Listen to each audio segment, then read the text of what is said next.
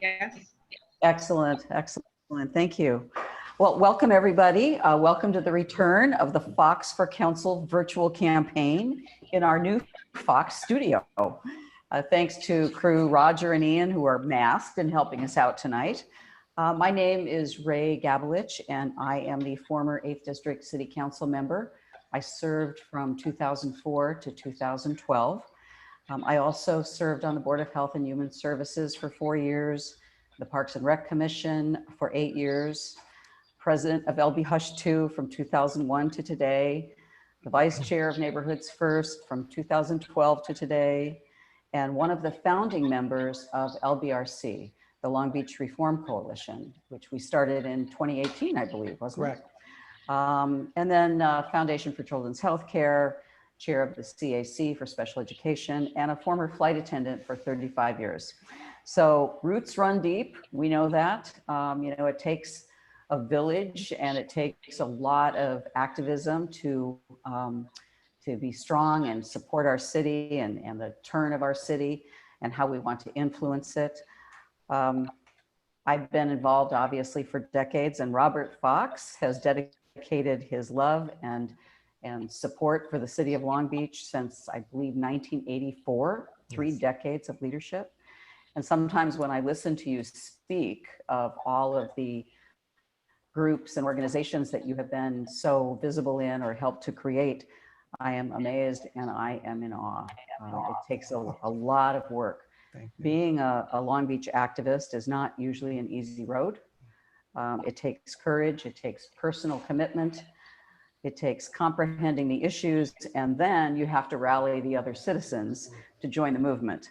I know, I've been doing it for decades. Robert has been a friend of mine, a Long Beach activist friend of mine since the early 90s.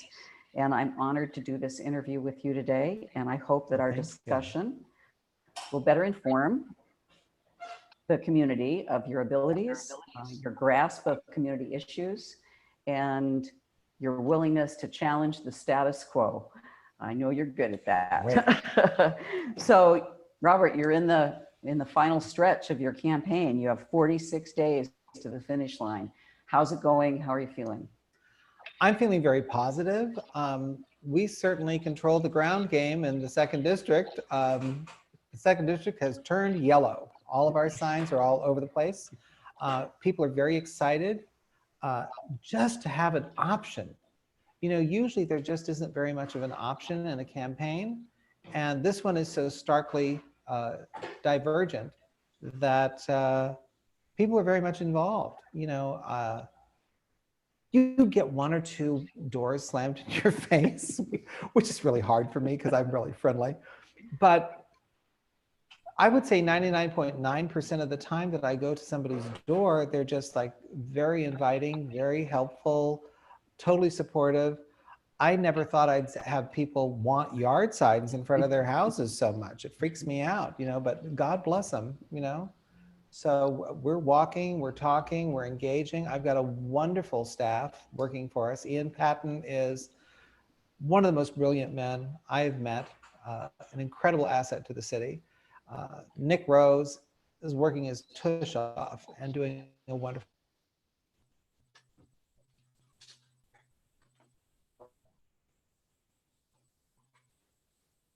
We have other people in our campaign also that are working day and night. And yet we have people dedicated at that table and they're gonna get that stamp on. Come heck, Absolutely. There you go. They're all part of it. They're all part of your support team. Well, let's get right into it. Let's start with my very first question. And I think I have about a dozen. So we only have an hour. So let's see how we can do that. But what do you believe are the top 3 concerns of 2nd District residents and business owners? And how will you address these concerns for them once you're elected? I think the number 1 concern is parking. It always has been. And I always said that if anybody could win the parking issue, they'd win the city. The 2nd District is so dense.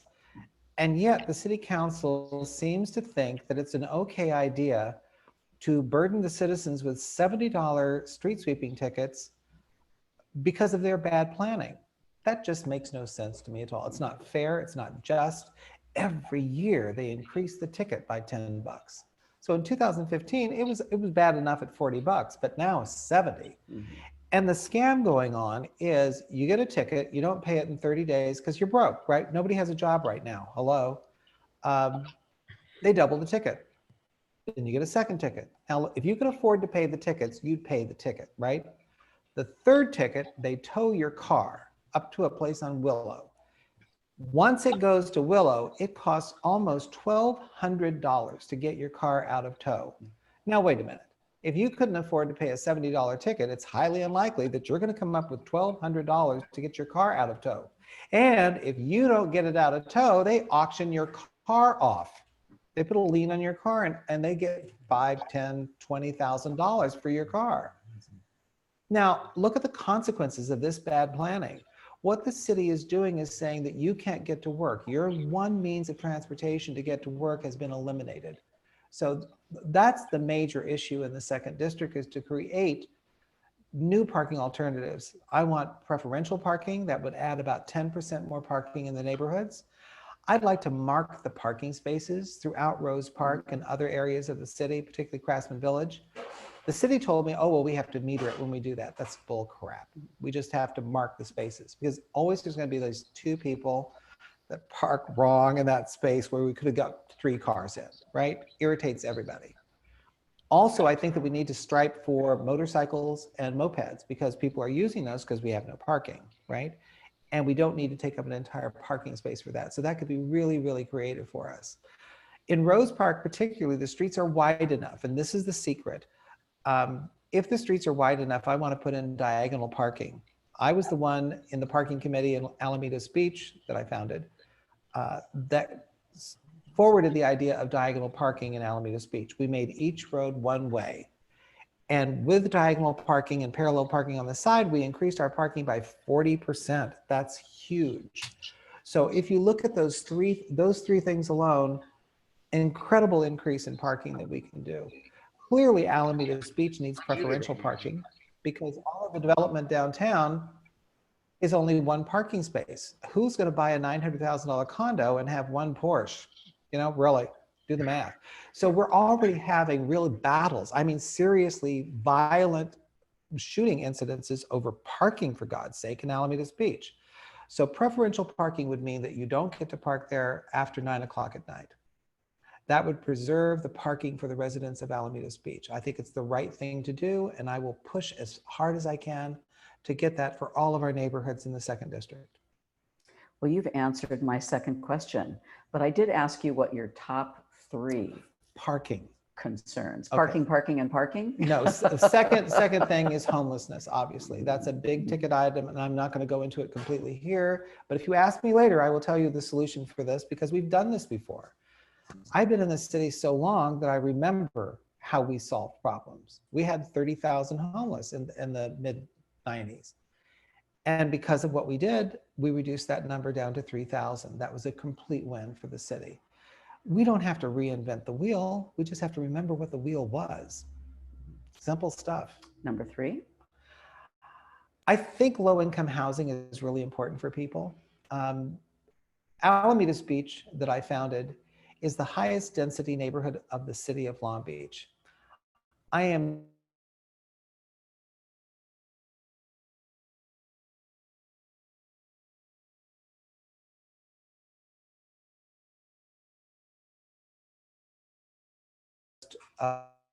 coast. Yes. I mean, if you can go from Bodego Bay to the Mexican border, you'll never find land this cheap. You can still buy a condo for $200,000 within a mile of the ocean. That's unheard of in Redondo Beach or Manhattan or Malibu.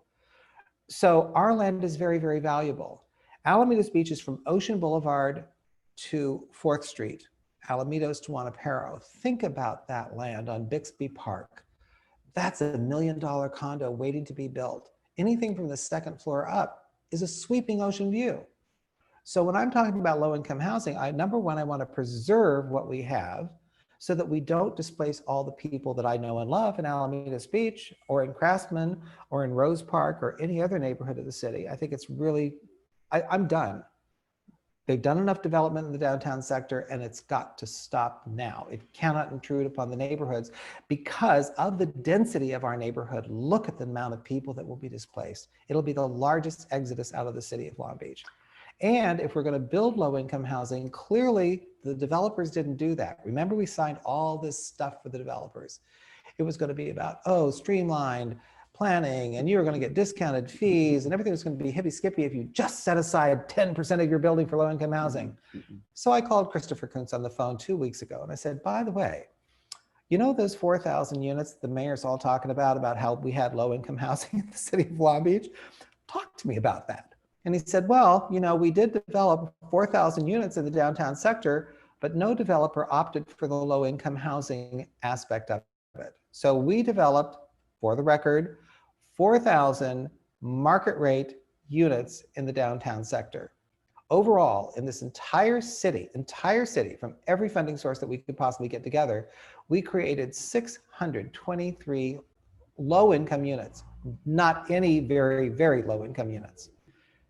I think the shimmer here is they changed the definitions on us. When we think of low-income housing, we're thinking about very, very low-income housing, which is $35,000 a year. But now they say low-income housing, and they're talking about $75,000 to $85,000 a year. Right. Whoa, most of my friends don't make that. And moderate income housing is $120,000 a year. Hello, you're doing really well in Long Beach, making $120,000 a year. So this shell game that is being played on the people of Long Beach is just dishonest.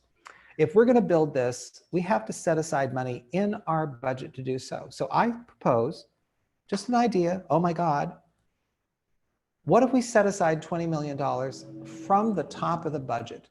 Before you start talking about the police or the development department or code enforcement or public works or anything, set it aside, put it in the community housing development.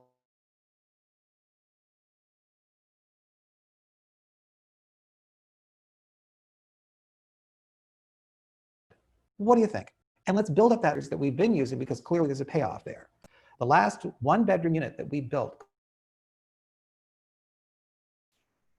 that is just unbelievable. I could build you a 3-bedroom house for that. I am a contractor. I mean, that's nuts.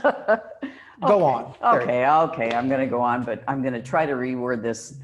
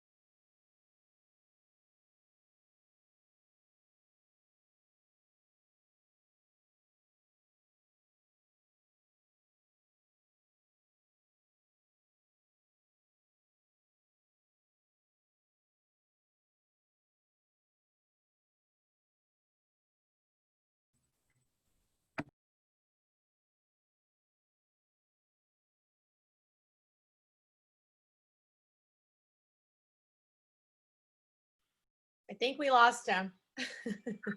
Robert, you're on mute.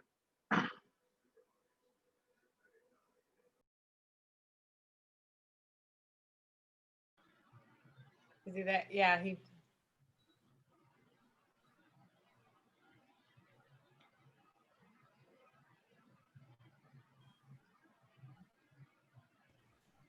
Okay, you're unmuted now. Okay, can I go? Okay, great. So they didn't replace the sewer lines downtown. I went, of course, to the ever lovely Christopher Kuntz, who is You're giving him a lot of I'm giving a lot of airtime. Thank you very much. You know, he was like my foe in the land use element.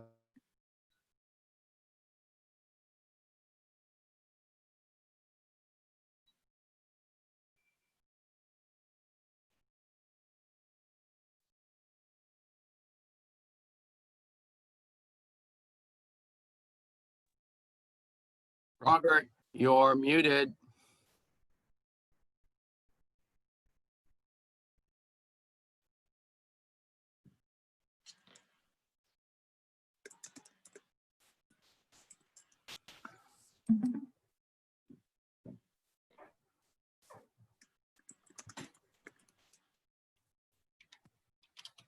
Be patient.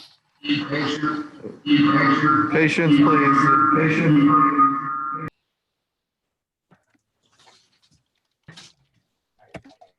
Okay, am I ready? We back on? I'm sorry for this confusion, folks. I am Welcome- not a tech welcome wizard, to the okay? new world of technical presentations. You're doing great. There you go. Who knew? So I went to Christopher Kuntz, who was actually one of the bad guys in the land use element, and we've become friends since, which is great. That's what happens with the world is, you get over yourself and you move on and you become friends with people. So I asked him what happened to the millions of dollars which were required to set aside in the building of downtown. And his answer to me was, he did not know. And I thought, wait a minute. This was supposed to go into a special fund specifically for infrastructure improvement. And you don't know where it went? So guess what? I had to do a lot of research. It went to pay salaries. That's what happened to it. So here we are with all of this unlimited height development in the downtown sector, and we have 12-inch sewer pipes. Why is that important? Because if you have too much water, sewage going through the pipes from various buildings, they can't carry the load and the lines burst. It's happened in various municipalities. Venice, the most famous, Honolulu was one. And for years, I mean, when that happened in Honolulu, it burst in 5 places on Waikiki, and it cost billions. I'm not talking millions, billions of dollars. Number one, to fly all the guests out of Hawaii because they were walking in feces and toilet paper. It was horrible. Ray, has a place in Hawaii. She's seen what it was horrible. And it was not that long ago. It was only like 14 years ago. Right. So for years, we had 6-foot huge black ABS piping in the Alawai Canal and dug up every street in Waikiki to do this infrastructure improvement. And I got to tell you something. The reason it costs so much more is we had to mitigate the environmental damage to everything. The crap went into the ocean, it went into the Alawai, it went into the harbor. I mean, it killed the coral. So hello, environmental friends here. This is not a good idea, If you really believe in the environment, then let's not have wild sewage coming out of downtown Long Beach into our ocean. That'll be real pleasant. So we need to figure out how to refund the millions of dollars that we need to have in order to do the infrastructure of downtown city Long Beach. Okay, I'm going to move us along a little There you go. bit because I see that we're on question number 2 and it's Okay. 20 minutes in. You can go. So I know we can both talk a lot. So most recently, SB 1120 was co-authored by our very own Senator Lena Gonzalez, who is the former 1st District Councilwoman, that would have allowed single family homes to be divided into 2 lots and then allow 2 homes plus ADUs on each of these lots. It was the beginning of losing single family home neighborhoods. No additional parking, no required yard space. This time it failed only by 3 votes. Our city council did not take a position on this very important bill. What was your reaction to SB 1120 and other state bills that threaten our already built out city of Long Beach? I was appalled, number one, that the city council didn't understand that local zoning is the key. If we ever give up local zoning, that's the failure. That'll be the end of it. Because every city is different. Whether you're in San Diego or San Francisco or Long Beach, your density requirements are different per city. Now, San Francisco is a very, very dense city. We're not quite that dense. And I got to tell you something, I've lived in San Francisco. There was so much cement in that city. I used to drive to go to Buena Vista Park just to see a tree.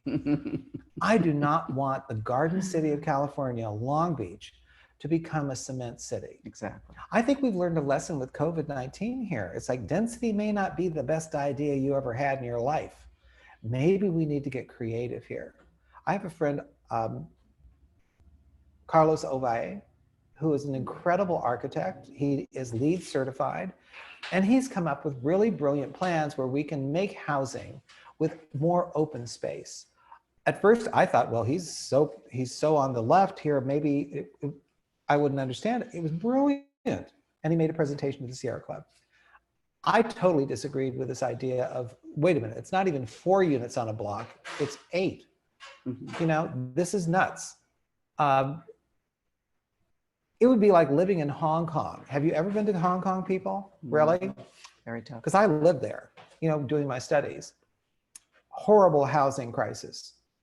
It's like living in St. Petersburg. Have you ever been there, people? Because it's really, really ugly housing.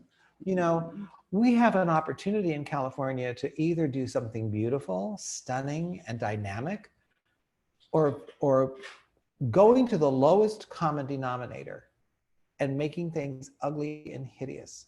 And my thought here really is, this is such an insult to the people that they supposedly are supporting. They're telling people who are not rich that the only kind of housing they can have is crowded with lack of space. What kind of a message does that send to anybody? I don't agree with it, and I will never support it. Excellent, excellent. In 2006, we made serious cuts, and we made significant cuts to public safety. Those cuts have yet to be fully restored. Only 26 out of 200 police positions have been restored to date. Most people agree that police reform is necessary. What does police reform at our Long Beach level mean to you? Very comprehensive. Number one, I'm going to answer the first question about the numbers in our police department. Ray and I were working simultaneously in the neighborhoods on different sides of the city.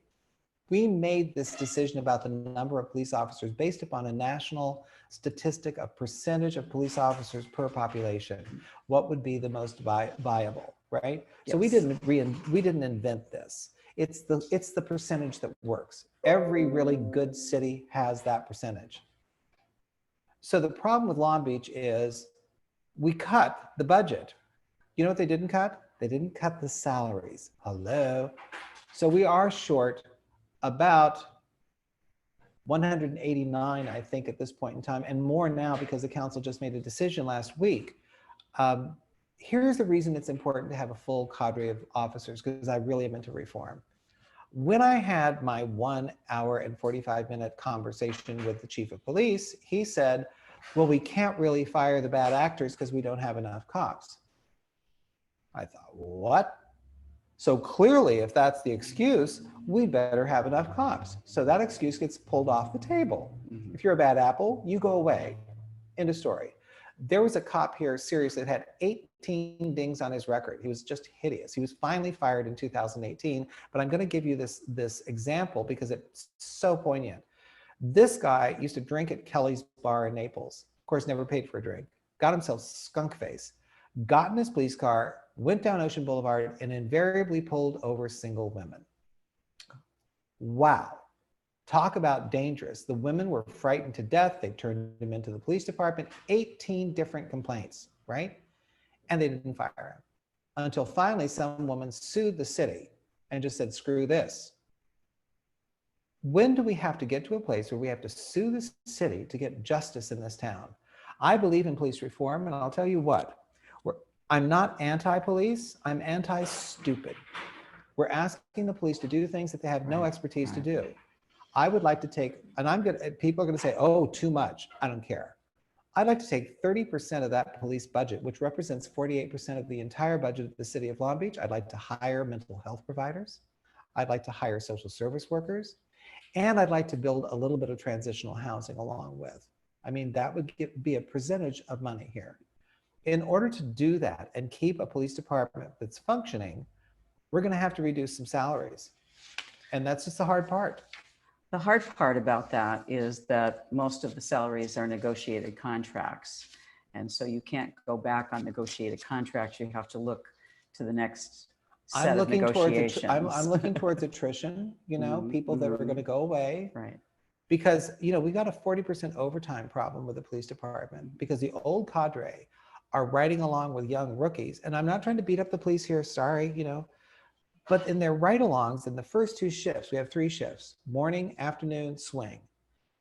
There's nobody riding along with a rookie on the swing shift. It's only the morning and the afternoon. And they build up such incredible wealth on the overtime that they're getting.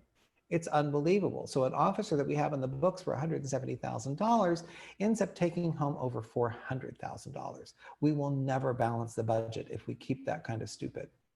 So what I'm suggesting to the city is we have no more than 5% overtime unless the city declares a state of emergency. Simple as that. Well, it sounds good. In theory, it sounds good, you know, just like the community policing efforts sound good. But I'm very happy to hear that you're willing to open doors to new thoughts and new ways of thinking. And I hope that you convey that when you get to the city council. Thank you. Driving through our city streets, it is disturbing to me to see so many areas that are not cared for. The broken window theory that you and I talk about a lot. Some of these areas do border the 2nd District and therefore influence the safety and the concerns felt by your 2nd District residents. For years, up to today, you continue to lead clean streets, cleanup teams across the 2nd District. So you understand the importance of quality of life improvements. As the city council person, would you be willing to set policies to take care of those citywide conditions, as opposed to simply approving more and more new development across the city? Take care of.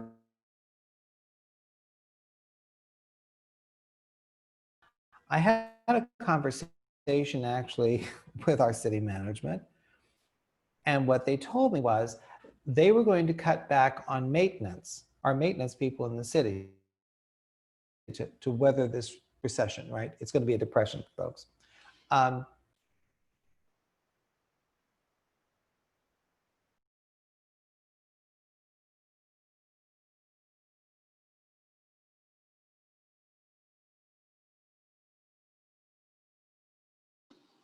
We lost you again, Robert.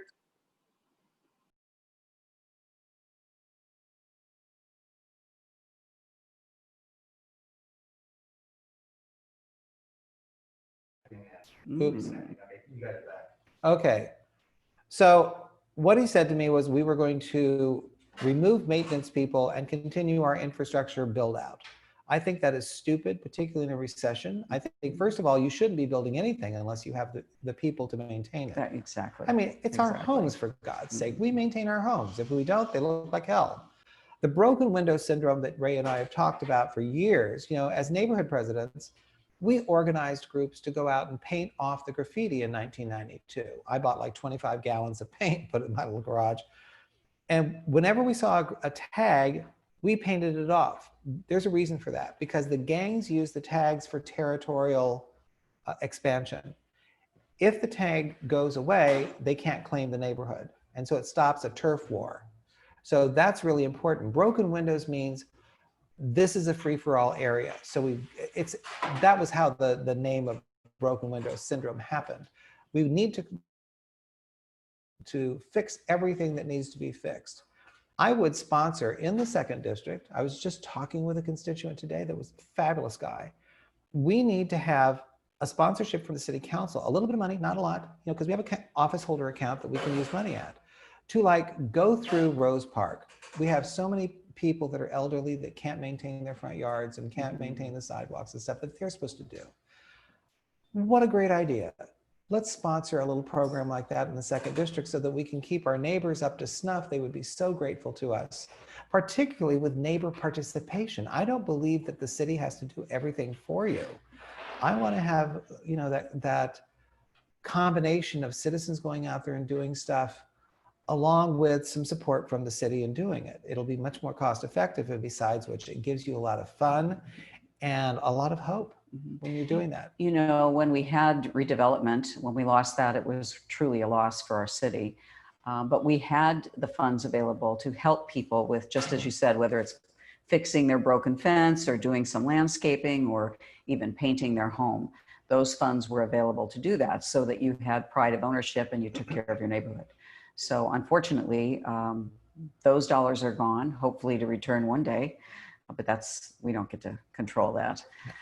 During your most recent forum, sponsored by the League of Women Voters, you were asked about how you would address the unemployment rate in the 2nd District. You mentioned creating a grant fund, Cleanscapes program that would also provide a living wage. Can you expand on this and other ideas on how to support your constituents, both residents and small business owners, in the recovery phase of COVID-19? Sure. I think the city is trying to do something. I mean, I'm not trying to beat anybody up here, but this is where institutional memory comes in. You have to know what we did in the past that worked. And we did some things that didn't work. So you have that experience of like, let's not go down that road. It didn't work out so well. The Cleanscapes program that I envision is really based upon my cleaning company. I started a small cleaning company here for $50 worth of Comet Cleanser and Windex. And I went down to Newport Beach and did a construction clean. And I never advertised that thing. The first year alone, I made $76,000, Jan and I together. We had to split it, but You were good. we were, oh, honey. I will challenge anybody to schlep a toilet like I could schlep a toilet. I mean, I'm a real clean freak. But the neat thing about it was our expenditure to make that business work was very, very minor. It didn't take a lot. And I expanded that business to being one of the largest cleaning companies in the city of Long Beach.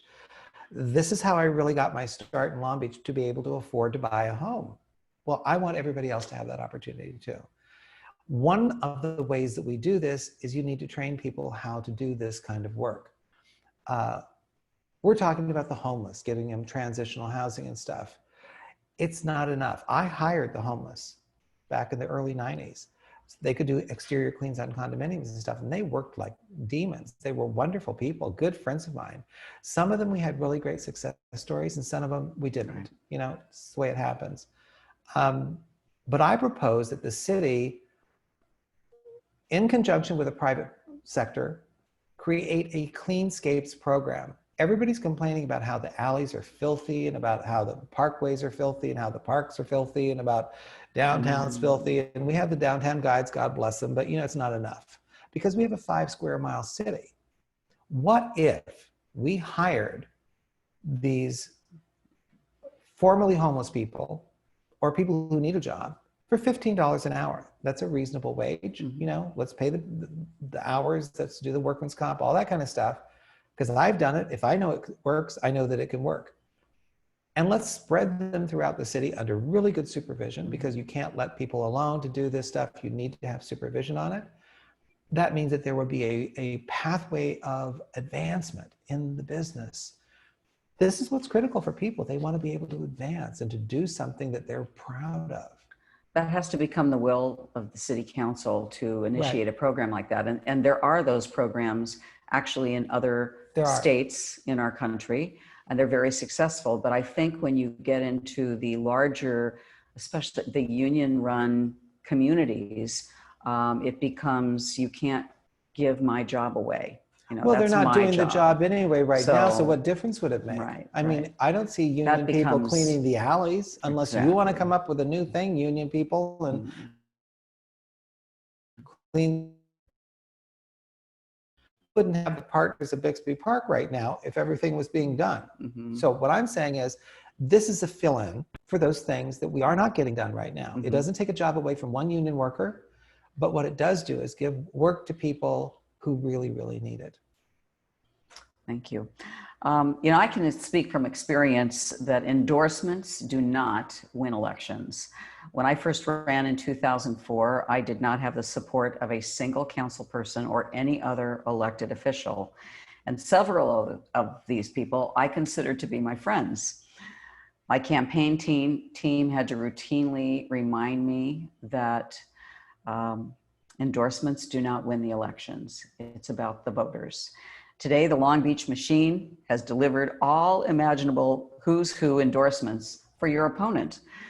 Yet when I drive through your district, I see 99%, I'd say 100%, but I haven't driven the entire district. 99% of the signs I see are for you, Robert. I would say that you are the people's choice. The people want to know the distinctive differences between you and your opponent. Would you please tell our listeners why this local 2020 election is so very important and why they should vote for you? Well, I would like to have your vote, number one. It's because I get things done. You know, I came here in '84 and the first thing I did was join a neighborhood association because that's where the pedal meets the metal. You know, I think that we really have to think about getting things done. We are entering a whole new economy here. There's not one business person on the council. And unfortunately, my opponent is a big business person, not a small business person, right? And she's got contracts and conflicts with the city of Long Beach, which are very disturbing to me. The other part of it that I think is really important is authenticity. You know, people vote for people they trust. You know, I am completely transparent, always have been. You don't get to be a president of a neighborhood association if you've got some secret in your closet someplace. You know, I was the first openly gay chair of the business council, first openly gay person to head the Council of Neighborhood Organizations. I'm very proud of who I am, and I will represent everybody equally. I am not bought. I did not ask for the endorsement of the Police Officers Association, and I wouldn't have taken it because I knew instinctually that we needed such deep reform. And once you get $50,000 from the POA, once bought, you're bought. That's it. So the voters have a choice. Are you going to vote for somebody who's actually going to do this reform for the police department? Because I'm assuring you right now, this is one of the most important issues on the table. We paid $31.5 million in wrongful death, brutality, and excessive force lawsuits in the last 6 years. 6 years. If you had a light bulb company that cost you $31.5 million in lawsuits, you'd hire the light bulb company. Are you okay?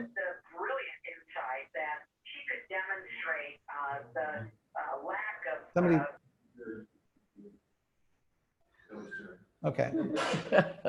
Sorry about that, little interruption. So my point was, you know, even if we hired an independent company and it cost us $31.5 million, the least we would do is fire the CEO, if not get a new company. So our police department, I think, is similar. We have a real problem here.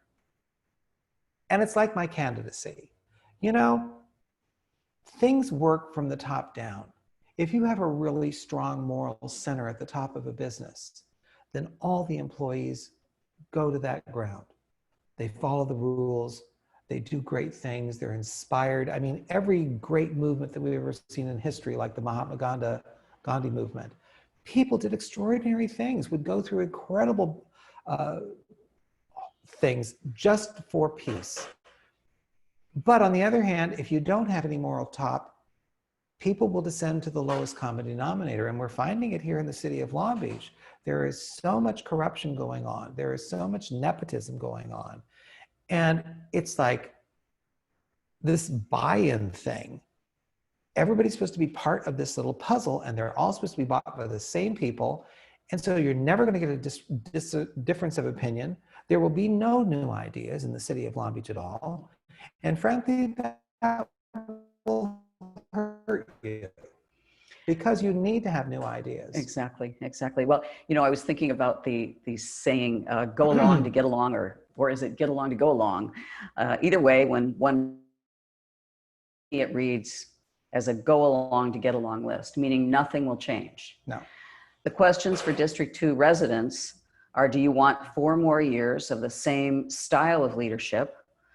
Do they want their next council person to fall in line with City Hall as it operates today? Or do they want to realize a government that brings more of the public on board as part of the decision-making? Our city has realized extreme turnovers in elected positions as well as staff. When you lose the historical perspective, the institutional memory, you lose part of our history.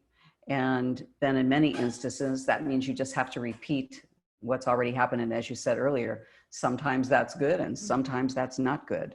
But you clearly have a much greater grasp on the growth of Long Beach and the growing pains over the last few decades.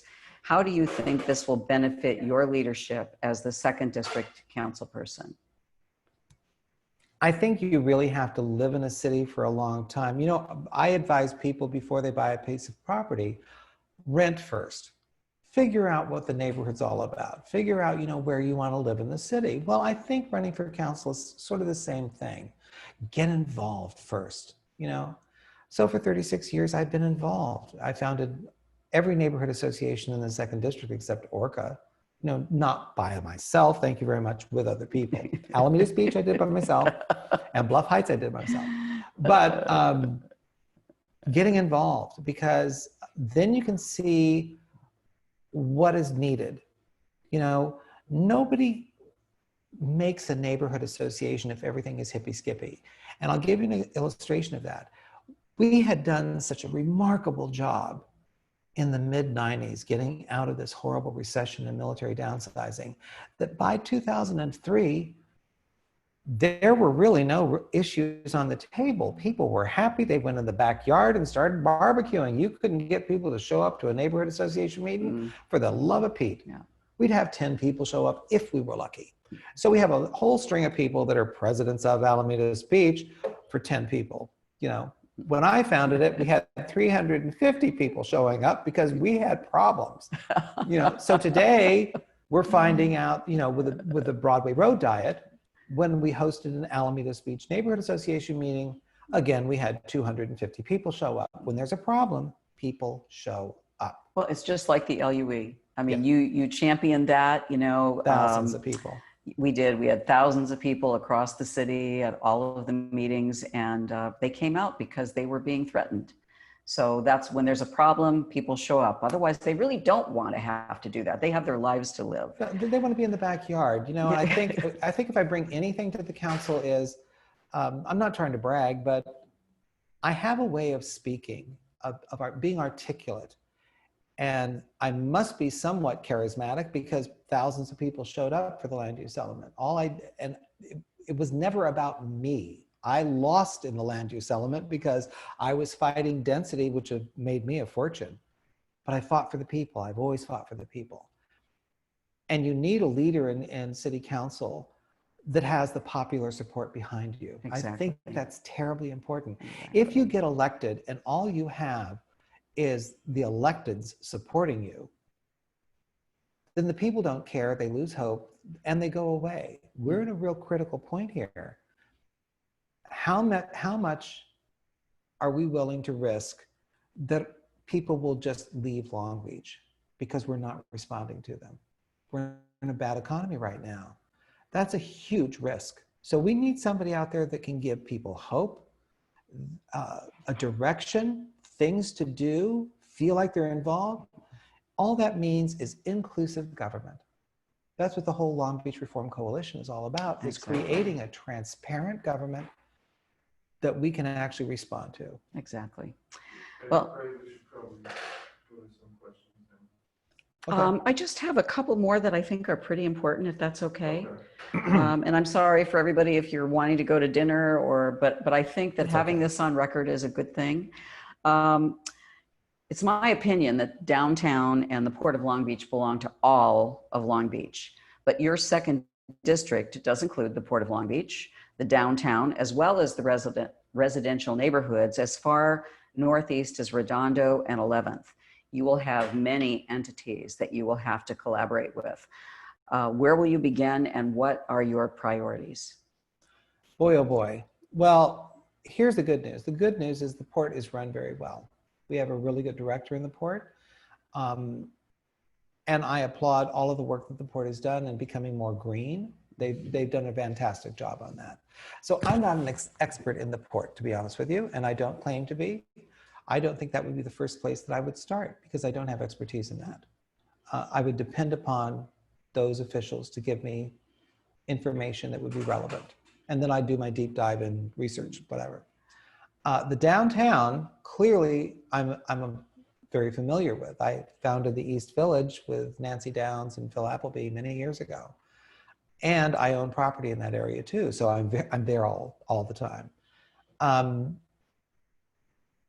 One of the questions that happened at the forum the other evening was, what will you do for tourism? Well, that really, really talks to the downtown sector.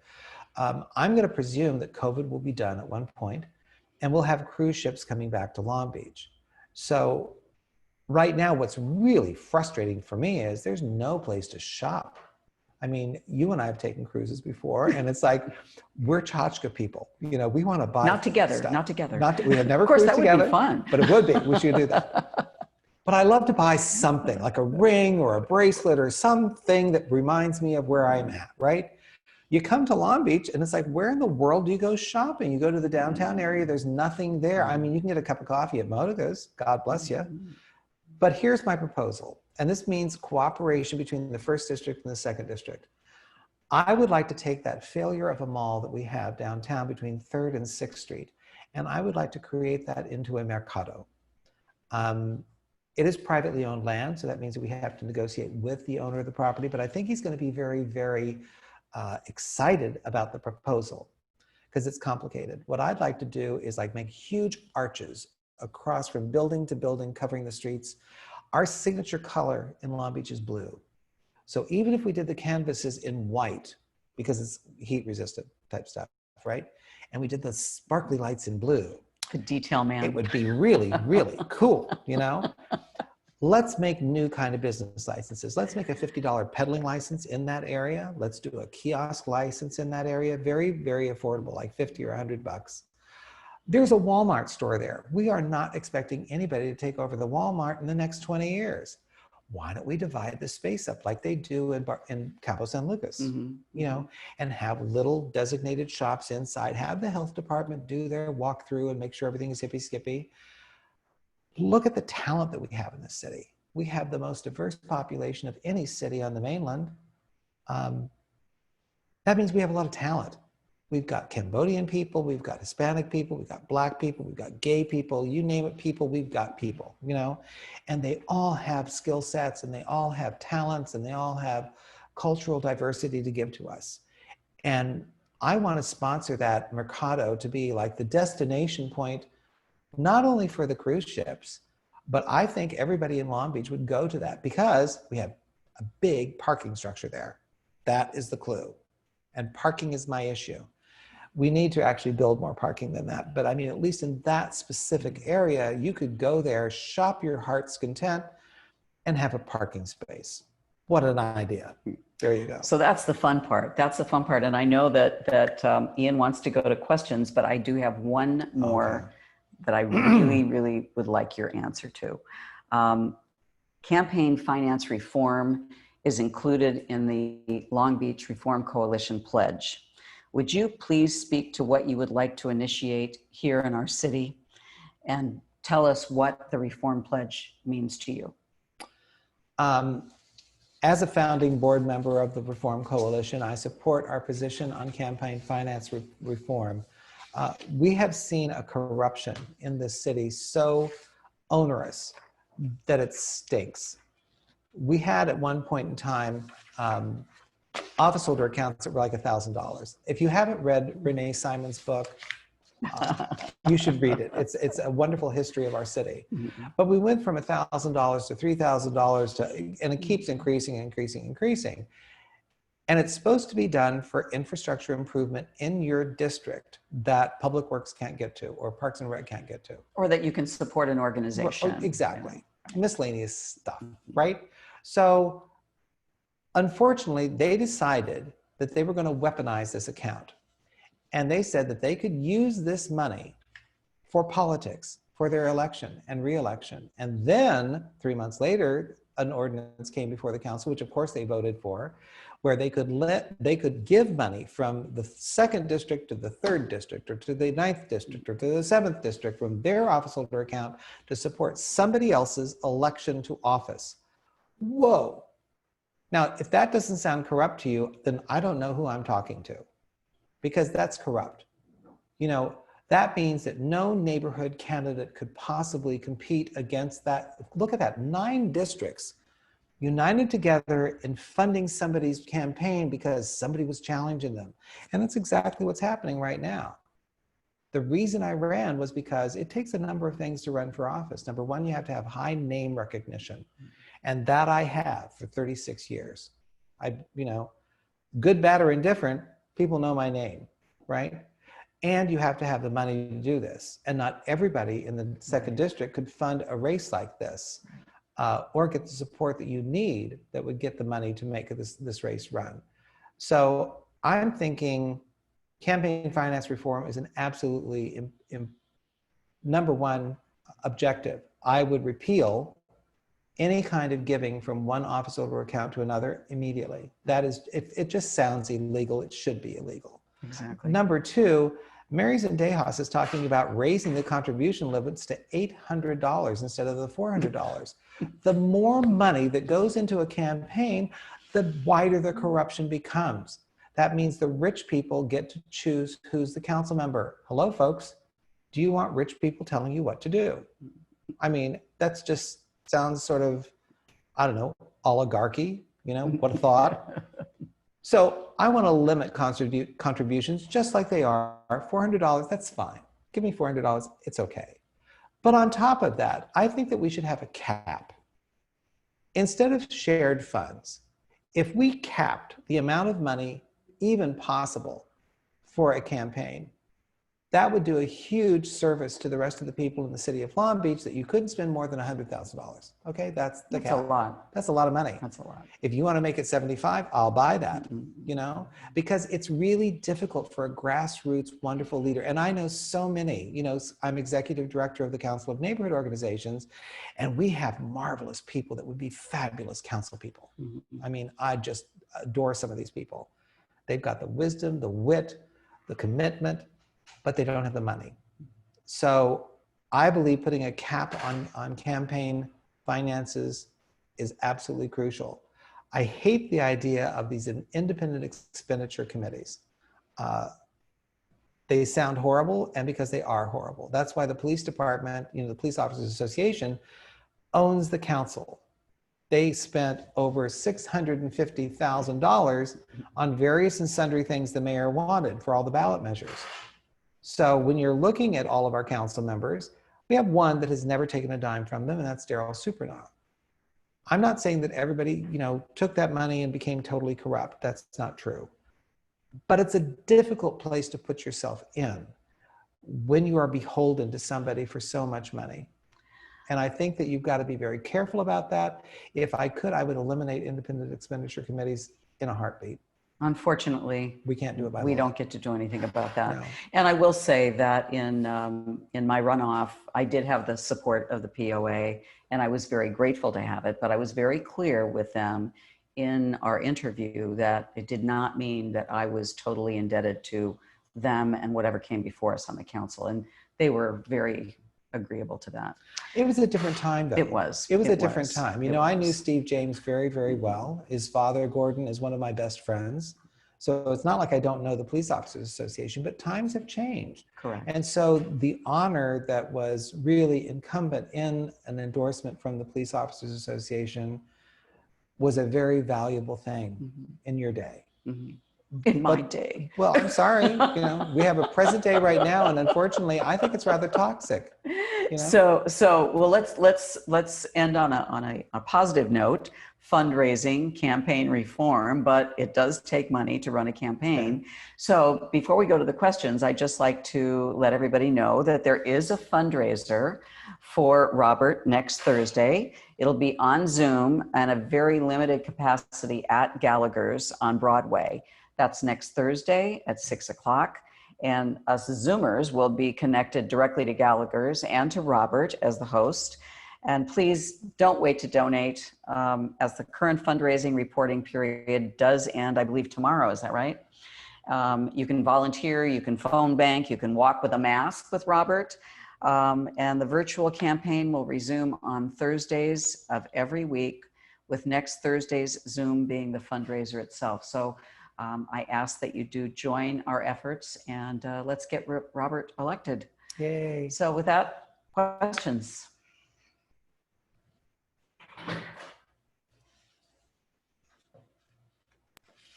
Who has questions?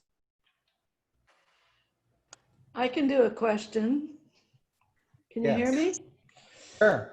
All right, Robert. So I don't know if you've been paying attention to what's going on in the world of land use these days, but over here on the east side, there's an LLC that is using the ADU laws that came out in 2019 and basically gaming the system. What they did was they bought a large single family zoned property right by Long Beach State, and they put together a plan to put in an ADU, but this plan has, between the house and the ADU, 11 bedrooms and 11 bathrooms. So in fact, it's really a mini dorm. And the city, once again, they have a state legislative committee. I looked up what they did in 2019 when these bills were passed. And our state legislative committee never met the whole year until December 17th, when all the bills had already passed. So no one reviewed these bills, no one opposed them. They actually don't sound bad when you look at them, but this particular developer is gaming the system. And I wonder what you would do with something like that. Actually, I know exactly what I'd do because this is not the first time this has happened. I think we're over this craziness that I live in Honolulu rather than living here. But let me share something with you. A lot of development came into Honolulu from China. And what they did is they bought residential properties in neighborhoods, right? And they decided they were going to do extended family homes. Well, there was nothing in the code that said they couldn't do it, right? But what they did was they built 20 bedrooms, 17 baths, and it was all according to code. We went to the DPP and they said, oh, this is fine. It's like, well, it's not. They were called monster homes. So what's happening in that neighborhood on El Roble is a monster home. And you better stop it as quickly as you possibly can. What we had to do to fight this, and I was here in Long Beach writing documents for them and doing an analysis of monster homes and whatever. And we got the city to agree to write a new ordinance. And we limited building based upon FAR, which is the foot per acre, really important.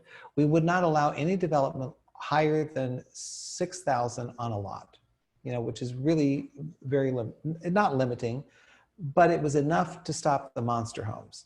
So that ordinance and 2 subsequent ordinances have stopped this development. Now, why is this important? Because the monster homes that you're talking about are actually not for family use. These are rentals in a zone for residential only. Right. And once they're built, it's really, really hard to regulate or even to find these people, because you got to, I can see what the prosecutor's problem is. You'd have to have security cameras looking on the house all day long to see who's going in and out and how many cars. And then they took, in this particular instance, there was no real parking requirement, which is, of course, my big issue. If you're going to be developing something, have parking. To the extent that you don't put parking on a new development, you impact every neighbor that you've got. And if you've got 17 different people or couples living in a house, the parking becomes absolutely unsupportable. So again, I already know what to do, and we need to get this council on board. Again, I don't want to reinvent the wheel. Let's just get the ordinance, which has already been written from Hawaii, bring it over here and say, okay, here it is. P.S. I went to Tom Modica over 4 years ago and gave him the ordinance from Honolulu and said, this is going to come your way, and it would. We knew that Chinese money was going to be coming into California, and Hawaii was just the first stop. And I warned him and I said, do you have ordinances in place that will prevent this? And he thought at the time that we did. Clearly, we don't. So again, I guess I will just send Tom Modica the ordinance one more time so that the staff can actually present this to council and say, here's our way out of this. Because one is bad enough. If you allow this one to continue, it will spring up everywhere Right. across California because remember, we are the cheapest land on the California coast. Boom. Right. There it is. Hope I answered your question. Thanks for fighting the fight, Corliss. Always. Hey, it's Always continued, 10 right? steps ahead. Any other questions? Do you want a question? I have a question for Robert. Sure. Why aren't you running for mayor? One step at a time. Thank you, William. Very kind of you. I like your sign. Thank you for your enthusiasm, William. You know, Anybody we else out have there to that- keep this in line. The second district is really important, you know. And what we're trying to build up is a coalition of 5 votes. That's what moves the Exactly. council. So if we win the second, I think we can really, I know we'll have at least 4 moderate votes on the council that would at least have some reason. And I think that we can convince some other people to come on board, particularly if we're just very kind, gracious, charming, unassuming, and just it's for education. Like And this right. is the stuff on the way, you know. Because I think this is about educating the rest of the council. Perhaps they really don't know all this stuff. You know, one of the things that happened with this, they're not new any longer, but when this council came on board, they're now in their second terms, they believed that staff were their friends. And they were having to vote almost immediately on the new Civic Center, which is a 500, well, it's more than that, I'm sure by now, over $500 million. The $1 million media board. Exactly. So, you know, they went along not really knowing what their abilities were, their power was. I actually think that it takes a good 2 years to get comfortable in your seat as a council person and to understand the influence and how you can speak up for your communities rather than just going along to get along. I think it's one of the Ray, reasons I I'm want to running for add. council is because Oh. I've already interfaced with the city council for. Oh, Go ahead. do we have a batting order? Because I thought someone was going to be calling on folks. Great job, Robert, so far. And I just had a quick question regarding you mentioning parking, especially along the Broadway corridor. What would be some of your plans to, once in office, to at least try to increase parking or figure out a parking management strategy there? I'm going to need a great deal of public and support on this. We have staff that thinks that they rule everything in the city of Long Beach. One of the reasons, in fact, the first reason I decided to run for council was because of the Broadway. We've lost over 37 businesses on that street because of the road diet. It's got to stop. We will never survive this recession, such stupid policies. They've just put something through the council called Complete Streets. And I was worried about it, you know, and so I read it and I got it actually from Christopher Kuntz. He sent me a full, you know, document and it's like 465 pages long. Okay, so I read it from, you know, I'm one of those nutcases that'll actually read shit. There were no mandates. So what's happened to the city of Long Beach is we've got a staff and they decide arbitrarily what the hell they want to do, and then they impose it upon you. Although it doesn't relate to the mandates, which there weren't, in Complete Streets whatsoever. It was suggestions like, oh, you might want to have some bikes here. Oh, you might have a moped there, e-scooters here, but they didn't say what to do. So I'm really infuriated with the staff, and this city council better understand something. They control the city manager. Perhaps they forgot. The mayor does not control the city manager. It takes 5 votes on council to fire the city manager. All the mayor could do is oppose it, and 6 votes is non-opposable. Once you have something in mind and you say, I want this done, and you've got councilmanic approval behind you, the manager must do it.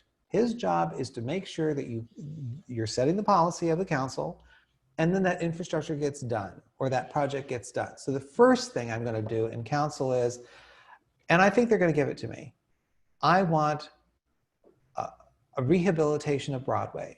And I don't want to do it arbitrarily like the city did. I want to have a big community meeting. And I'll probably have it at the Grace Methodist Church because I have a huge sanctuary and it has nothing to do with the city. I want to have an independent space where everybody can talk and say what they want to and give me their input. Let's have a graphic designer there to give us 3 different methods of what Broadway could look like we were supposed to do in the first place. And then I want to take that with popular support and I want to go into the council and say, this is my district. Now there's a tradition in the city council that council members do not oppose the infrastructure of another council person's district. Generally speaking, that's the way it works. Every once in a while, there's something that comes up and go, oh God, no. But for something like the Broadway Road Diet, I don't think that there's a council person who would break that precedence. I really don't. So who you elect for the 2nd district is going to be dependent upon who is going to actually fix Broadway. Do you think somebody who is supported by the mayor and his, the most bike-friendly city in the world, blah, blah, blah, on the side of Old City Hall, is ever going to fix Broadway? Hell no. So we have lost originally over 100 parking spaces because of the Broadway Road Diet. Now that we have parklets all over the place, and God bless, it was so weird for me. I thought the city had given those parklets to restaurants. Oh, no, no, no, no. They had to pay for them. So in the middle of this crisis, Gallagher's had to pay for their own parklet and put it up. They even had to pay for a permit from the city of Long Beach. I thought these were gifts. I had no idea. So all these parklets that are all over our commercial streets today, people had to pay for. That's a problem for me. And look at the parking that it took. So I've got considerations here. And I want to get parking back to the Broadway corridor because no business will survive without enough parking. If you can't, and parking in the middle of the street is impossible. So if I could extend that question a little bit, the closure of Pine Avenue, I know there's now some controversy where it's benefiting the bars and the restaurants, but it's not benefiting all of the businesses. Do you have I do have an opinion about that. Here's the problem again. Nobody from the city went to those businesses on Pine Avenue and asked their opinion.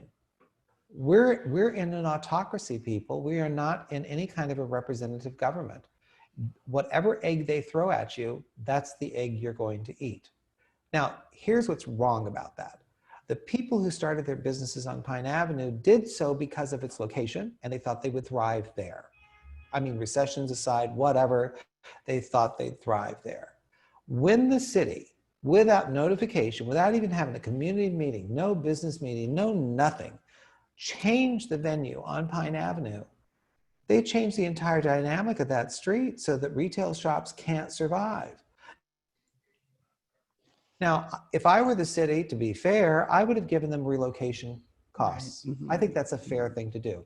If you are really that concerned about closing off Pine Avenue, then be gentlemanly enough to give them relocation costs to someplace else that is not closed off. Does that make sense? Absolutely, absolutely. I have a question. May I ask, please? Sure, Deb. Tourism is really important here. And even though homelessness in that is important to us as citizens and we walk by it every day, it's important to the tourism business as well. What can you do as a councilman to help us clean up our streets? Well, I'm very pragmatic about that. I was on the homeless summits for 4 years back in the 90s. In fact, I was on the committee that helped form the multi-service center for the homeless on 12th Street. Now, unfortunately, the homeless service center is now only open from 9 o'clock until 4 o'clock. And these fabulous office workers get to have lunch off from 12 to 1. Can you imagine that? Seriously. Now, I'm a Rotarian, so we do park cleanups and things like that. But on the weekends, we can't bring them to the multi-service center because it's closed. So my first step is this. I want a 24/7 homeless service center. Homeless people are going to be needing help 24 hours a day, 7 days a week. And if we don't have any place to bring them, we all feel totally frustrated, right? Now, there's one other big thing that's important here, and it's about the law. In the 90s, we could pick up the homeless from the beach because they were trespassing on the beach, right? And we could take them from the parks because they were trespassing on the parks. We can't do that today because the law changed. It said that you can't pick up any homeless person unless we have the beds certified to match the homeless count. Great. So you and I all know that we probably have 20,000 homeless in the city, right? Pretty clear. But our homeless count this year, let's just take it the way it is 1,895 people. That's what the city is telling you. That's how many homeless people we have. So let's use that number. All we have to do, we have the beds. It takes one councilmanic act to the bed. You just have to do the count, and we have them, you know. And it doesn't have to be in one place. We can take them from the rescue mission, from Flossie Lewis House, all these different places, and add up the beds, okay? Now we have the ability to pick people up like we did before. And it's a little complex. I'll go into it a little bit. We have a storage facility over in San Francisco, and we had like chain link fence cages where we put their possessions, because, you know, bizarrely enough, homeless people really, really want their stuff. They've lost everything. Right. So their stuff is really important. And we, by law, cannot remove it from them. So what we did is we gave them a small space, and they got their own padlock. They wanted to go back in there and get their stuff. They certainly could. We did a full inventory of their stuff. It's complex, it takes some work. And I suggest that we have volunteers do this as well as citizens. I don't want anybody who's costing us a fortune to do this work. And then we take them, you know, that's part of taking them to the triage center of the homeless center. The homeless center was supposed to bring whoever had a problem and get them to the right place. So if you were a veteran, you went to the Veterans Administration. We used to have a contract with Substance Abuse Foundation on 7th Street. So if you were an alcoholic, you went to the Substance Abuse Foundation. That was Dr. Banner's signature thing in the city of Long Beach.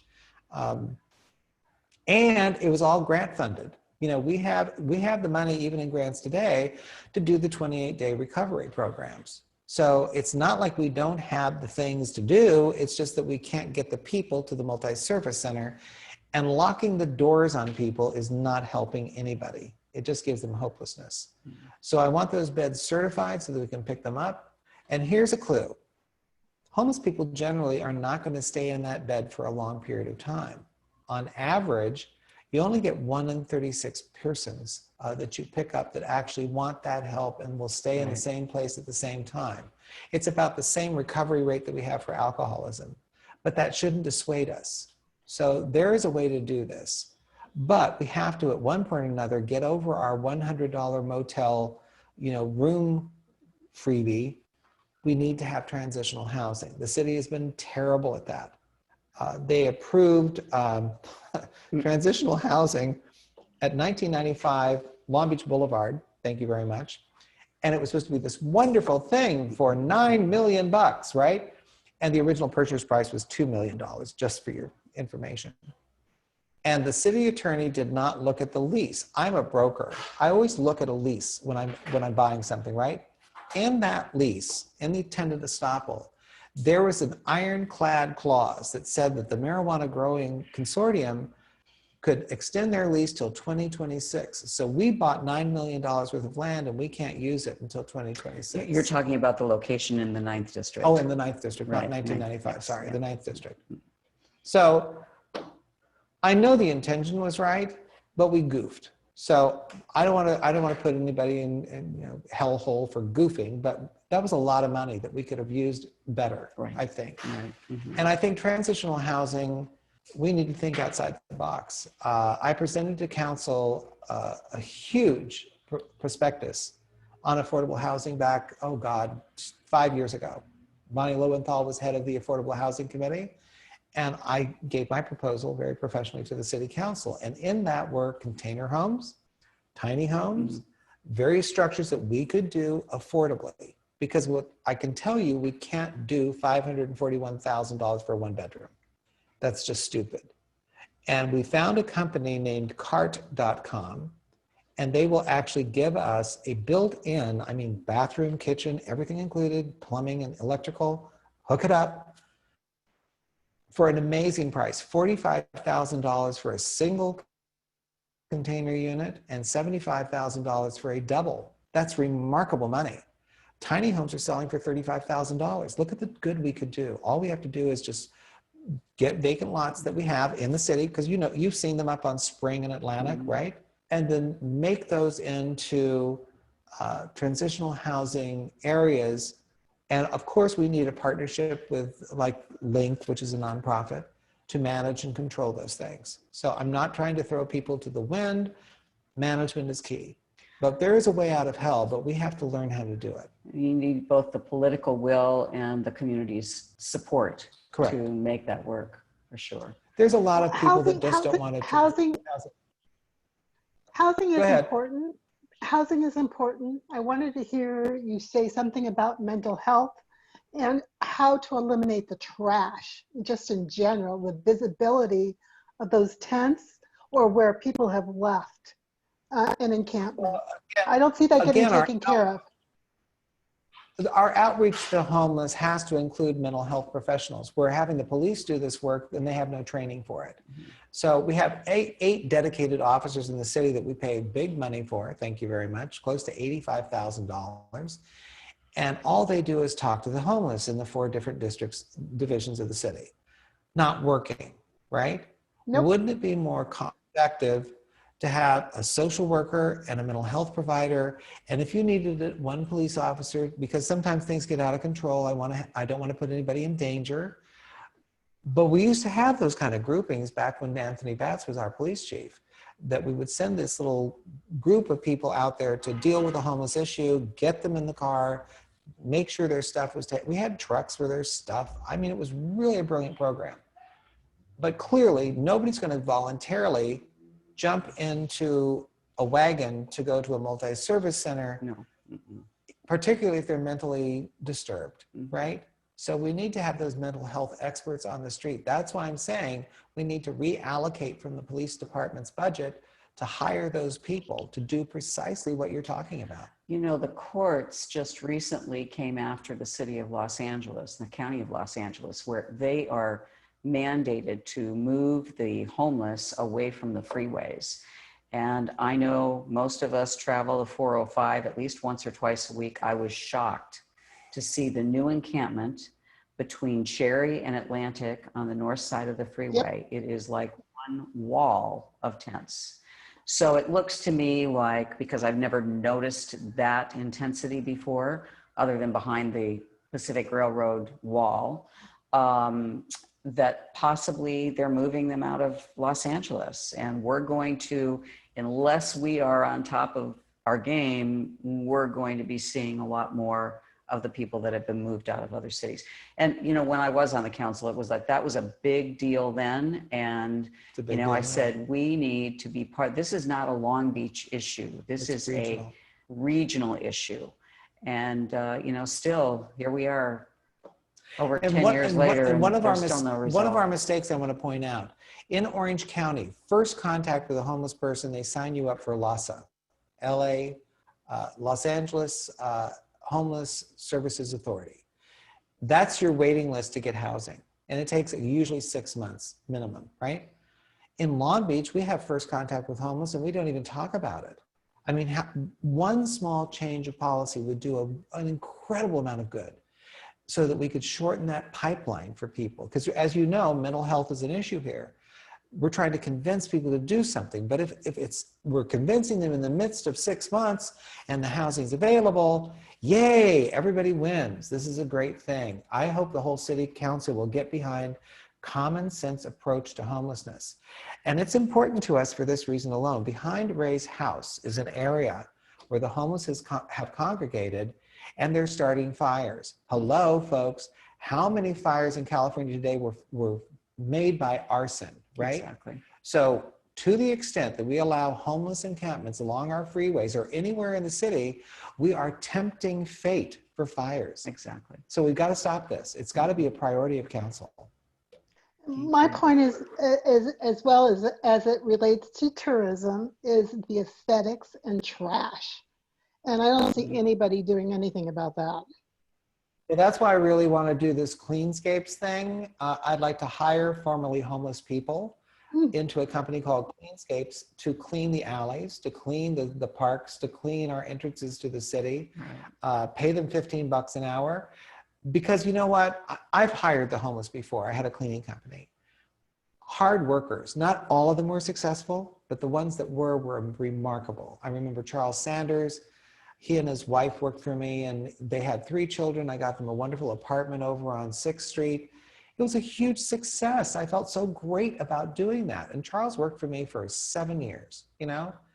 I'm proud as punch to have known him. So I want to give people a great deal of hope. There is a way out of hell. But one of the ways out of hell, and probably one of the most important, is the dignity of work. So when people talk to me, well, we don't have high-paying jobs. Excuse me. I had a cleaning company, you know, and I'm not, you know what, there's dignity in every kind of work. There just is. So in answer to your question, why don't we use something which is a problem and make it into a benefit? What a concept. Thank you. There you go. Thank you. So you said there was a question from Jerry? Jerry Shifsky had a quick question on chat about redistricting and whether the port should stay in the second or go back to the first district.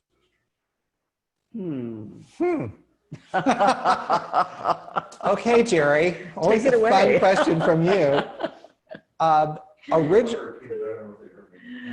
Okay, the question was, we're going to be redistricting the city, and Jerry Shipsky would like to know what portions of the second district are going to go elsewhere, and which areas would I suggest Would you be be in included? agreement Would I be with in agreement? moving the Port of Long Beach into the first district?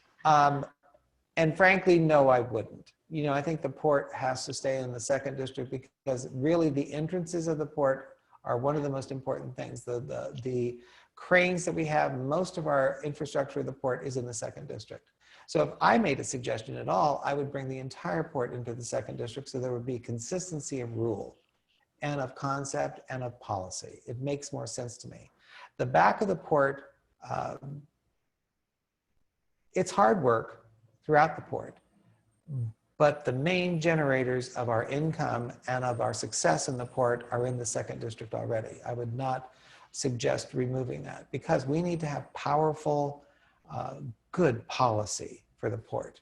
And I want to work very strongly with the port director and support the concept of the port. We're going to have some hard times ahead of us, folks. You know, so this is a huge challenge, Jerry. When I say that, it means, gee, I'm willing to take on a hell of a lot more work, you know, because guess what? We just talked about in the last 4 years, ocean level rise, right?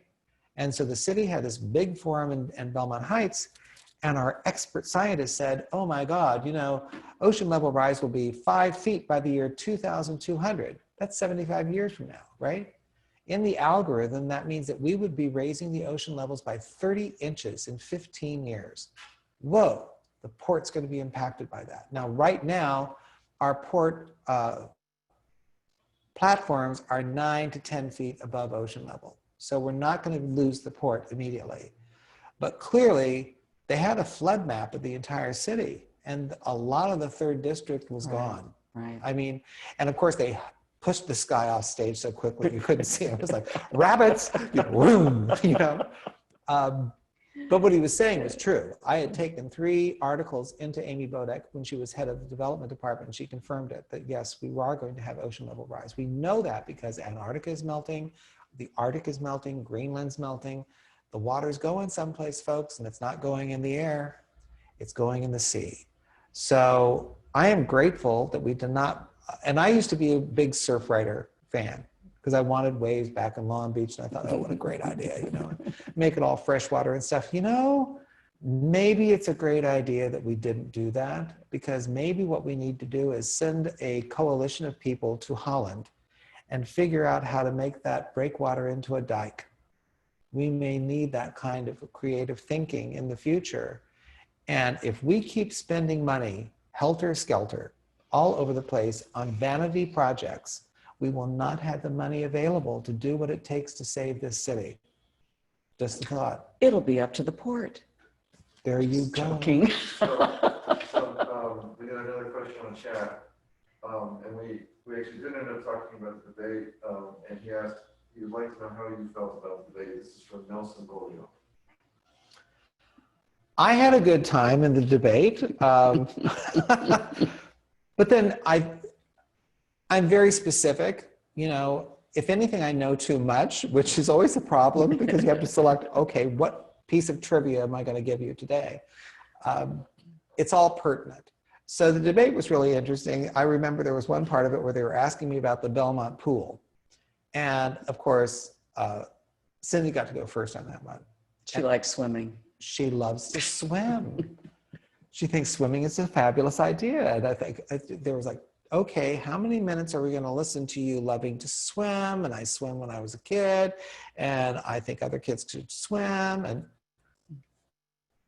I'm endorsed, I'm sure, by the ocean. I don't know what, you know. And then I got up to speak and I said, this is a lousy idea. I mean, wait a minute, ocean level rise, that means you've got only 15 years to have this pool, if that's true. So the city of Long Beach better get off the pot and figure out which one is it really. Do we believe in ocean level rise as the development department has told us, or is that just false news? I mean, make a choice, city of Long Beach. I have a tendency to believe scientists, and there's scientists all over the world that are telling us that ocean level rise is real. P.S., it's in a liquefaction zone. So why would I want the pool there? I mean, a liquefaction zone was created by pumping oil out of the land of Long Beach, and we have a huge crescent from the port all the way to Mother's Breach, which is a liquefaction zone. What does that mean? In a big earthquake, that turns into quicksand. You don't get a shake, rattle, and roll. It turns into quicksand. Everything sinks. Also, the bluff of Long Beach doesn't just go down to the sand and out to the sea like it looks like, right? It goes 150 feet down, and then bedrock goes out. So in order to make that pool stable, according to current law, you'd have to pile drive 150 feet deep to hit rock solid in order to make it viable. The Coastal Commission has denied it twice. And yet the city, and I can't believe they did this, they voted unanimously to continue the study on the pool.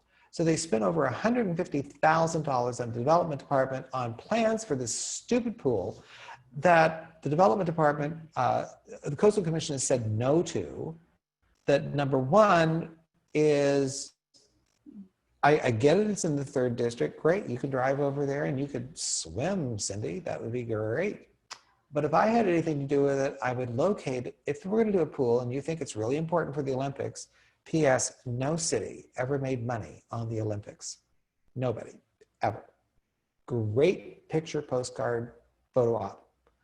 Nobody made money on it. But if you're going to build a pool, build it someplace where it's not going to be under seawater in 15 years. You know, one of the things when they were, well, the fight's been going on for quite a while, but when the discussion was really first beginning, you know, my feeling is how many pools, how many districts have swimming pools? If the idea is that this is supposed to benefit the community and that's how you sell it, then there should be looking at putting pools throughout the city in the different districts. Correct. To support the youth in their own neighborhoods, not getting on a bus to come down to Belmont Shore. But again, this issue is being politically driven. You know, when the group came before the council and wanted to dub Long Beach as the aquatic capital of the world, I was stymied over that, but they won. You know, they got their label. And so you get a push, you get the political push, not just from inside politics, but from community politics as well. So, and I think, you know what, the politics that we need to listen to is environmental politics. Right, you know? Exactly. This is, you know, if there's anything on the plate that's really important today, it is reform. Black Lives Matter is really, really important, folks. You know, I've been fighting for civil rights all my life. That's got to be a #1 priority here. And the environmental protection of our planet has to be right up there at number one, because we all lose. You know, again, this is the most diverse city in the mainland.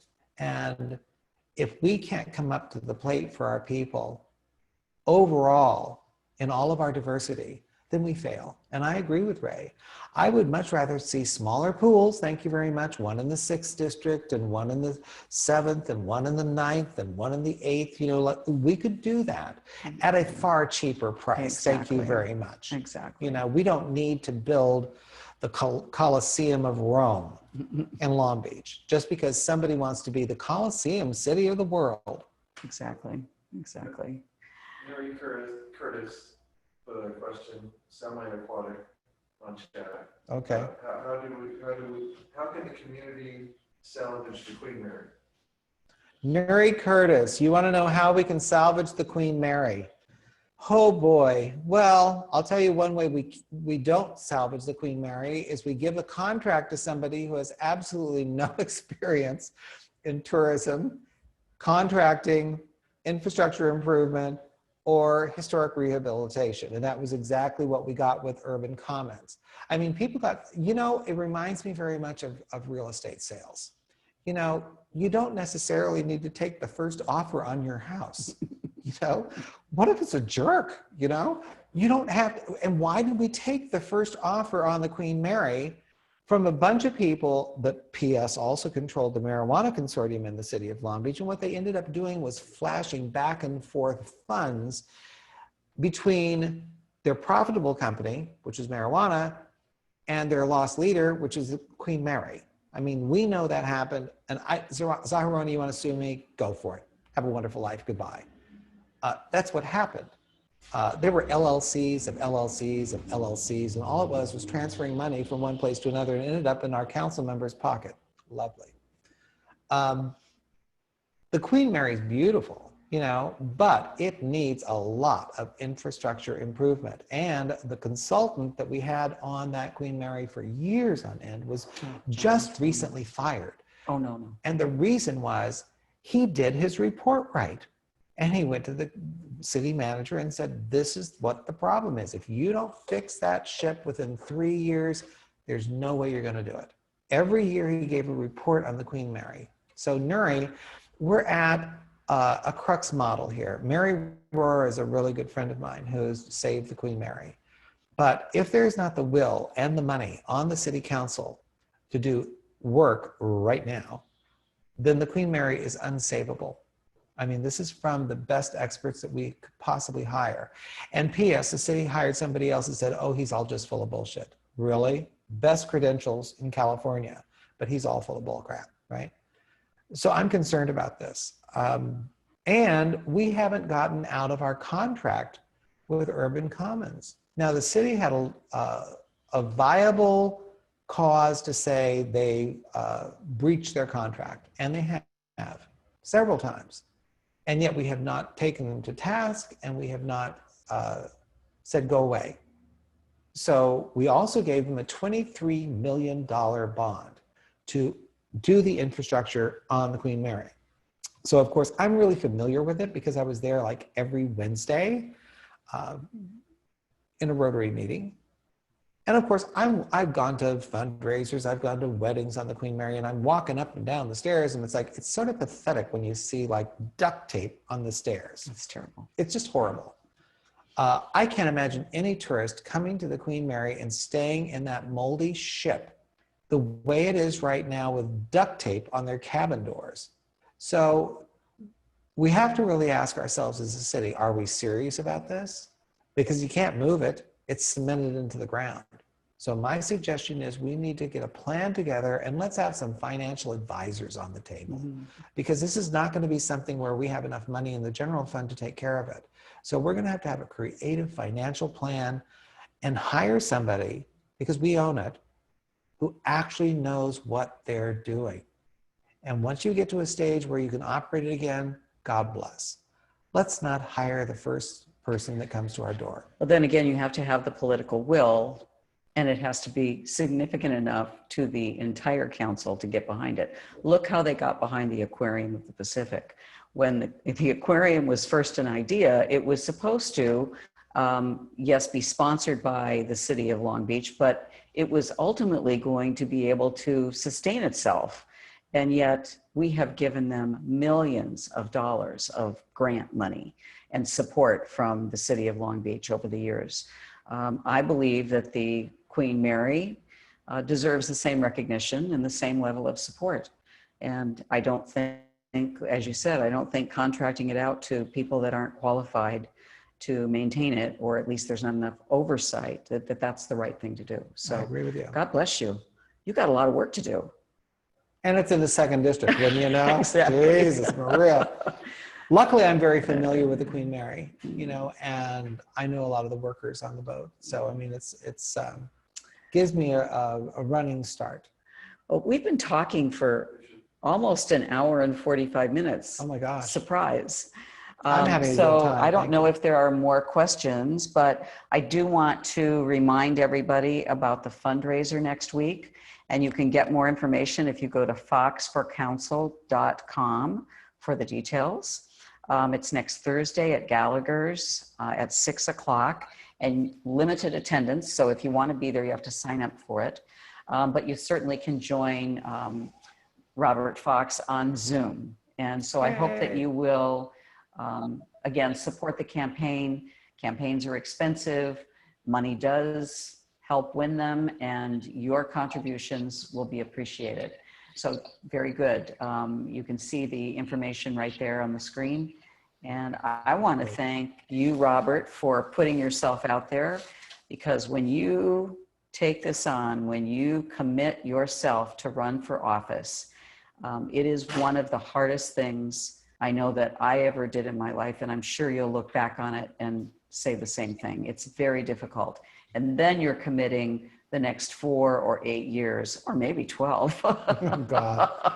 We have to reverse that, by the Yes. way. We have to reverse that. You know, to being a public servant. And it does take a lot of work if you're going to do the job right. So thank you for what you're committing to do for our city. Thanks, Ray. And thanks for everybody out there that's supporting him. Yay. Thanks, everybody. Appreciate it.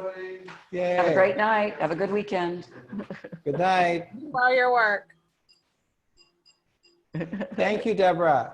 Love you. And Oh, your Rob, hat. just want to make an announcement, a shout out. We're the new kid in town, the Women's Education Circle for Democracy Long Beach, local educator. I did it as a doctoral, and we're going to have our first, our October town hall series, Facts Matter, and we're going to look at all the seats, all the ballot measures. So we're inviting everyone. I put my website here. Robert is one of our founding members. We're going to look at all the seats, and we want the community. We built it to have a platform for the community. So please join us, visit our website. October 2nd, Friday night from 6 to 8 will be our town hall, and we're inviting the community. So join us. Thank you, Robert. We look forward to hearing. And what is your website? I'll give it to you. Okay, well, I'm thinking about. It's for everybody to watch it. www.wecdlb.org. We See Democracy Long Beach. I didn't plan it that way, but that's just how it came out. Okay, Thanks, thank you. Deborah. So we're excited, and we're focused on education. We're the only other female women's Thank group you, in the guys. state of California. So we're excited. Newly chartered. Good to see you, Ray. Robert, Yes, William. yes, the way you described the leadership here in Long Beach at the present moment, they sound like a bunch of chickens, and we need a fox in the chicken coop, if I've ever seen it. Oh, that was good. Hey, I had my students do the chicken dance today. There you go. Oh, that was a very good play.